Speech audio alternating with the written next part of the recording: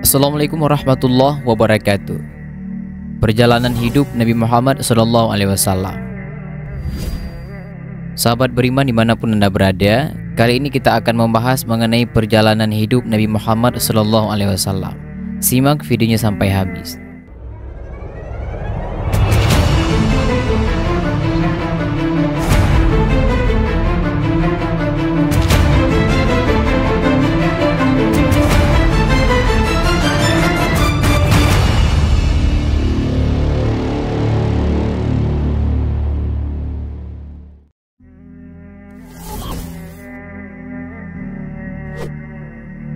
Teman-temanku seiman yang dirahmati Allah, Nabi Muhammad SAW anak Abdullah bin Abdul Muttalib, ibunya Aminah binti Wahab dari kalangan suku Quraisy yang terpandang mulia pada masa itu. Kedua orang tuanya masih ada hubungan kekeluargaan dari kakeknya yang kelima. Tetapi sayang, Abdullah ataupun ayah Nabi cepat menghadap Allah berpulang ke rahmatullah. Sedangkan pada waktu itu Nabi Muhammad masih dalam kandungan ibunya kira-kira 6 bulan. Abdullah bin Abdul Muttalib tidak meninggalkan harta benda banyak yang akan diwarisi oleh putranya. Beliau hanya meninggalkan beberapa ekor unta saja. Walaupun Nabi Muhammad SAW dilahirkan dalam keadaan yatim di tengah-tengah masyarakat jahiliyah, tidak ada guru yang mendidik dan mengajar beliau untuk memberitahukan kepadanya mana yang baik dan mana yang buruk, yang bermanfaat dan mudarat, yang haram serta yang halal dan sebagainya. Tetapi teman-teman, beliau tetap terpelihara dari perbuatan jahiliyah, musyrik, dan sebagainya. Lalu siapakah yang memberikan hidayah dan petunjuk kepadanya? Yaitu Allah Subhanahu wa Ta'ala, yang berkuasa dalam segala hal, yang menjadikan langit dan bumi beserta isinya. Hal ini sesuai dengan firman Allah Subhanahu wa Ta'ala dalam Al-Quran surah Al-Duha ayat ke-7, yang artinya, Dia mendapatimu sebagai seorang yang bingung, kemudian Allah memberikan petunjuk kepadanya. Di tengah hiruk pikuk kemusyrikan, teman-teman, memuji dan memuja berhala dan patung-patung yang kuat menindasi si lemah, merampok, merampas sudah menjadi kebiasaan. Wanita-wanita tidak berharga dan terhina dina. Ternyata pada saat itu ada seorang Raja Najasyi yang memeluk agama Nasrani sudah selesai membuat gereja di negeri San'a, yaitu ibu kota negeri Yaman. Setelah selesai membangun gereja, teman-teman, ia bermaksud meruntuhkan Ka'bah agar orang-orang jangan berziarah ke rumah suci Allah Subhanahu wa Ta'ala ini, tetapi hendaklah berpindah ke gereja yang baru dibangunnya. Raja mengirimkan pasukan tentara gajah untuk menghancurkan Ka'bah. Pembesar-pembesar Mekah termasuk Abdul Muttalib tidak berdaya melawan musuh-musuh yang akan menghancurkan Ka'bah karena Raja Abraha mempunyai tentara gagah berani dengan alat senjata yang cukup. Mereka hanya berserah diri kepada Allah yang mempunyai Ka'bah dan mereka meninggalkan kota Mekah untuk menyelamatkan dirinya. Lalu teman-teman, pembesar-pembesar Mekah yang memelihara Ka'bah berdoa kepada Allah agar memberi perlindungan kepada Ka'bah yang mereka cintai. Di waktu raja tersebut akan meruntuhkan Ka'bah, teman-teman, maka dengan kekuasaan Allah Subhanahu wa Ta'ala datanglah burung ababil yang melempari kaum kafir dengan batu-batu kecil. Barang siapa yang kena lemparan batu kecil itu, jadilah mereka laksana daun kayu dimakan ulat. Hal ini sesuai dengan firman Allah Subhanahu wa Ta'ala dalam Quran surah Al-Fil ayat 1-5, yang artinya, apakah kamu tidak memperhatikan bagaimana Allah telah bertindak terhadap tentara bergajah? Bukankah Dia telah menjadikan tipu daya mereka untuk menghancurkan Ka'bah? Dia mengirimkan kepada mereka burung berbondong-bondong, melempari mereka dengan batu yang berasal dari tanah terbakar. Dia menjadikan mereka seperti daun-daun yang dimakan ulat. Nah teman-teman, pada tahun terjadinya peristiwa ini disebut dengan tahun Fil. Dan pada tahun itulah juga Nabi Muhammad SAW dilahirkan di muka bumi ini. Masa kanak-kanak Nabi Muhammad SAW. Menurut adat kebiasaan pada waktu itu, teman-teman, jika lahir seorang bayi, maka dicarikanlah orang yang akan mengasuh dan memeliharanya dari orang-orang yang tinggal di sebuah pegunungan, karena cuaca kota Mekah tidak cocok untuk bayi-bayi. Demikian pula halnya Nabi Muhammad SAW setelah dilahirkan oleh ibunya. Nabi diserahkan untuk diasuh dan dipelihara oleh seorang wanita Badui yang bernama Halimatus Sa'diyah. Alangkah bahagianya Halimah mendapatkan bayi Muhammad. Penghidupannya berubah menjadi baik. Semula binatang ternak kurus-kurus, kehidupannya menderita. Dia termasuk keluarga miskin. Perawakannya juga agak kurus, sesuai dengan keadaan ekonominya waktu itu. Pada mulanya teman-teman, anak kandung dia sering menangis karena kelaparan dan kekurangan air susu. Akan tetapi dengan pertolongan Allah Subhanahu wa taala, setelah Muhammad berada di sisinya, binatang-binatang ternaknya berkembang biak, tanaman-tanamannya subur, penghidupannya makmur, air susunya menjadi banyak, sehingga anaknya tidak merasa kelaparan lagi. Dan Halimah pun menjadi gemuk serta sehat. Kemudian teman-teman, Halimah telah mendapatkan rahmat dari Allah Subhanahu wa taala sebab mengasuh Nabi. Halimah sangat sayang kepada Muhammad seperti menyayangi anaknya sendiri. Pada mulanya Nabi Muhammad SAW akan tinggal dengan Halimah selama 2 tahun, tapi atas permintaan Halimah supaya Nabi diizinkan tinggal terus bersama dia, maka permintaan Halimah diperkenankan oleh Aminah, yaitu ibu Nabi, sehingga tinggallah Nabi dengan Halimah selama 4 tahun. Sewaktu Nabi Muhammad SAW masih kecil dan telah pandai bermain-main dengan saudara sesuannya, yaitu anak Halimah, di sebuah kebun di dekat rumah, tiba-tiba terkejutlah anak Halimah melihat saudaranya yaitu Muhammad diambil oleh 2 orang laki-laki yang tak dikenalnya. Anak Halimah yang masih kecil itu pun mengira kalau saudaranya Muhammad diculik orang. Dia pun berlari-lari pulang ke rumah memanggil ibunya dengan suara yang ketakutan. Anak itu berkata, "Ibu, ibu, saudaraku Muhammad diambil orang." Kemudian Halimah pun terperanjat mendengar perkataan anaknya. Halimah segera berlari keluar menuju tempat Muhammad berada. Dapatinya Muhammad sedang berada dalam kebun dengan muka yang pucat pasi. Halimah pun bertanya, "Apa yang terjadi pada diri engkau, wahai anakku?" Kemudian Muhammad menceritakan segala peristiwa yang terjadi atas dirinya itu. "Telah datang 2 orang laki-laki kepadaku yang berpakaian putih, dan salah seorang di antaranya menanyakan yang mana Muhammad. Yang seorang menunjukkan kepadaku, dan aku dibawanya ke dalam kebun. Di sana aku direbahkannya, dibelahnya dadaku serta dikeluarkan kotoran-kotoran yang ada dalam dadaku. Kemudian dibersihkannya dan disatukannya kembali sebagaimana semula. Inilah yang baru terjadi atas diriku itu." Mendengar cerita Muhammad itu, Halimah merasa gembira karena anak yang disayanginya tidak dibunuh orang, dan dia merasakan hal yang lain dalam hatinya. Mungkin Muhammad akan membawa peristiwa penting di kemudian hari. Kemudian Muhammad dibimbing dan dibawa pulang ke rumahnya.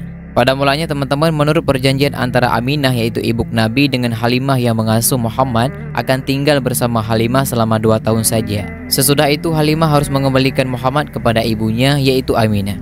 Akan tetapi teman-teman, rupanya setelah sampai masa perjanjian itu, Halimah masih belum sampai hati akan berpisah dengan Muhammad yang sangat disayanginya. Halimah menyayangi Muhammad seperti menyayangi anak-anak kandungnya sendiri. Apalagi berkah hidupnya selama memelihara anak yatim, yaitu Muhammad. Terasa olehnya rahmat yang diberikan oleh Allah Subhanahu wa taala dalam kehidupannya. Kemudian Halimah berpikir dalam hatinya, Muhammad harus saya kembalikan kepada ibunya. Ia tentu telah menantikan pula kedatangan anaknya ini. Akan tetapi, aku akan mengajukan permohonan kepada Aminah agar aku dapat mengasuhnya 2 tahun. Mudah-mudahan Aminah akan mengabulkan permintaanku ini. Keinginannya itu pun dilaksanakan dan diantarkannya Muhammad ke rumah Aminah. Ia mengusulkan supaya Aminah bermurah hati untuk melepaskan anaknya kembali dalam asuhannya selama 2 tahun lagi. Rupanya teman-teman, usul itu diterima baik oleh Aminah. Maka kembalilah Muhammad dalam pemeliharaan dan asuhan Halimah. Waktu itu teman-teman, alangkah bersukacita Halimah karena Muhammad telah ada lagi di sampingnya. Setelah sampai waktu 2 tahun yang ditentukan, terpaksalah Halimah menyerahkan Muhammad kepada Aminah. Walaupun hatinya masih berat berpisah dengan Muhammad, akan mengajukan usul lagi seperti dahulu. Halimah merasa malu terhadap Aminah. Halimah selaku seorang ibu dapat merasakan perasaan yang terkandung pada diri Aminah yang sudah sangat merindukan anaknya untuk tinggal bersama dia. Maka semenjak itu tinggallah Muhammad bersama ibunya, yaitu Aminah. Ketika Muhammad telah berumur 6 tahun, dia pergi bersama ibunya ke Madinah untuk berziarah ke makam ayahnya, serta berkunjung kepada sanak keluarganya di sana.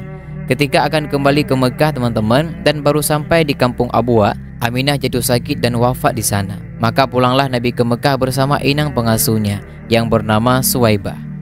Jadi teman-teman, lamanya Nabi tinggal dalam asuhan ibunya hanya 2 tahun.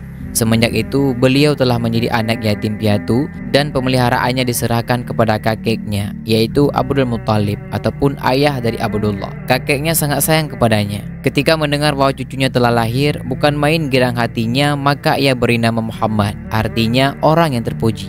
Allah Subhanahu wa taala telah memberikan nama dengan nama Ahmad, artinya orang yang lebih terpuji, sebagaimana termaktub dalam Al-Qur'an surah As-Saffat ayat ke-6 yang artinya, ingatlah ketika Nabi Isa anak Maryam berkata, "Ya Bani Israel, sesungguhnya aku diutus Allah kepadamu, membenarkan kitab yang turun sebelumku, yaitu Taurat. Aku memberi kabar gembira dengan kedatangan seorang rasul yang datang sesudahku bernama Muhammad. Tatkala datang Nabi Muhammad membawa keterangan yang nyata, mereka berkata, ini adalah sihir yang nyata." Lalu teman-teman, Abdul Muthalib adalah salah seorang pembesar Quraisy yang sangat disegani dan dihormati oleh kaumnya sendiri. Apabila beliau akan duduk bersama kaumnya, dihamparkan permadani kebesaran untuk tempat duduknya. Pada suatu peristiwa waktu Abdul Muthalib akan duduk di atas permadani yang terhampar untuknya, Muhammad yang masih kanak-kanak ingin pula duduk di atas permadani tersebut bersama kakeknya. Rupanya anak yang masih kecil ini tidak diperbolehkan duduk di atas permadani kehormatan itu, sehingga ditariknya tangan Muhammad. Rupanya teman-teman, hal ini diketahui oleh Abdul Muthalib. Beliau pun berkata, "Biarkan saja cucuku duduk bersamaku, janganlah kamu larang." Demikianlah kasih sayang Abdul Muthalib terhadap cucunya. Akan tetapi sayang teman-teman, waktu Muhammad berumur 8 tahun, kakeknya berpulang ke rahmatullah. Sesudah Nabi Muhammad SAW ditinggalkan wafat oleh kakeknya yaitu Abdul Muthalib, beliau diasuh oleh pamannya yang bernama Abu Thalib. Abu Thalib adalah orang yang mempunyai banyak anak dan penghidupannya termasuk orang-orang yang agak kurang mampu ataupun miskin. Jika bertambah jiwa, tentulah bertambah pula beban dan biaya hidupnya. Bagi Abu Thalib, kejadiannya lain dari yang lain. Bahkan sebaliknya yang terjadi, jika dia makan bersama dengan Muhammad, makanan yang sedikit itu memberi berkat, cukup dan kenyang. Tetapi jika makan tidak bersama Muhammad, maka itu dirasakannya kurang. Oleh karena itu teman-teman, mereka selalu makan bersama Muhammad. Abu Thalib sangat sayang kepada Nabi Muhammad sama seperti menyayangi anaknya sendiri. Kemana saja dia berjalan sering diikuti oleh Nabi. Bahkan waktu Abu Thalib pergi berdagang ke negeri Syam, Nabi dibawanya serta. Waktu itu Nabi baru berumur 9 tahun. Dalam perjalanan ke Syam teman-teman, di tengah perjalanan rombongan-rombongannya bertemu dengan seorang pendeta Nasrani yang bernama Buhairah. Kebetulan pendeta itu sedang mencari siapakah gerangan Rasul terakhir yang telah disebutkan dalam kitab Taurat dan Injil. Sifat-sifat dan tanda-tanda kenabiannya pun telah ada dalam kitab suci yang diturunkan Allah Subhanahu wa taala kepada rasulnya yang telah lalu. Lalu pendeta menjamu makan rombongan Abu Thalib dengan maksud akan memperhatikan satu persatu orang manakah yang telah membawa tanda-tanda kenabian itu. Semula Nabi tidak pergi ke rumah pendeta. Selaku anak kecil, dia tinggal menunggu barang dagangannya. Setelah pendeta tidak menemukan yang dicarinya, maka bertanyalah dia kepada Abu Thalib, "Adakah di antara tuan-tuan yang belum datang kemari? Saya ini akan menjamu semuanya." Sahut Abu Thalib, "Ada seorang anak kecil, keponakan saya. Dia sedang menunggu barang dagangannya. Bawalah dia kemari walaupun dia masih anak-anak," jawab pendeta itu. Kemudian teman-teman, Muhammad datang ke tempat pendeta itu. Setelah berhadapan dengan pendeta, pendeta itu memperhatikan gerak-gerik dan sifat-sifat serta tanda yang dicarinya. Semuanya ada terdapat pada diri Muhammad. Maka pendeta pun memuji-muji Muhammad dan memberi nasihat kepada Abu Thalib supaya anak ini dipelihara baik-baik, karena anak inilah yang akan menjadi pemimpin umat di kemudian hari. Andai kata teman-teman diketahui oleh orang Yahudi bahwa anak inilah yang akan menjadi rasul kemudian hari, tentu mereka berusaha untuk membunuhnya. Orang Yahudi mempunyai sifat busuk hati dan mereka menginginkan orang yang menjadi rasul itu hendaknya dari kalangan Bani Israel saja, jangan dari bangsa lain, yaitu bangsa Arab. Nabi Muhammad SAW berdagang ke negeri Syam. Setelah Nabi Muhammad menjadi orang dewasa, paman serta keluarganya yang lain bermaksud mengajarkan beliau berdagang ke negeri Syam. Nabi pun menerima baik keinginan keluarganya itu. Kemudian keluarga Nabi mengadakan hubungan dengan Siti Khadijah supaya dapat mengambil barang dagangan darinya untuk dijual. Siti Khadijah ini adalah seorang janda kaya yang terkenal dalam kalangan Quraisy, suka memberikan dagangan kepada orang-orang yang mempercayainya untuk diperdagangkan ke negeri Syam. Permintaan dari keluarga Nabi pun beliau kabulkan. Apalagi Siti Khadijah telah mengetahui bahwa barang-barang itu Nabi sendirilah yang akan membawa ke Syam. Dan Khadijah telah mendengar tentang kelurusan budi pekerti Nabi. Lalu teman-teman, Siti Khadijah memberikan seorang teman untuk menyertai Nabi dalam perjalanan ke Syam. Ialah seorang pembantunya yang bernama Maisarah. Maisarah melihat tanda-tanda luar biasa yang terdapat pada diri Nabi. Dalam perjalanannya teman-teman, Nabi tidak pernah kena cahaya panas terik matahari, dan kemana saja Nabi berjalan selalu dilindungi awan. Demikian pula cara Nabi berdagang, beliau selalu benar, lurus dan jujur. Dengan demikian, barang dagangan beliau pun cepat habis terjual. Orang-orang berebutan membelinya karena merasa puas tidak tertipu dan harganya pun tidak terlalu mahal. Maka dalam waktu singkat terjual habislah segala barang dagangan beliau. Beliau pun segera pulang ke Mekah dengan membawa keuntungan yang menyenangkan.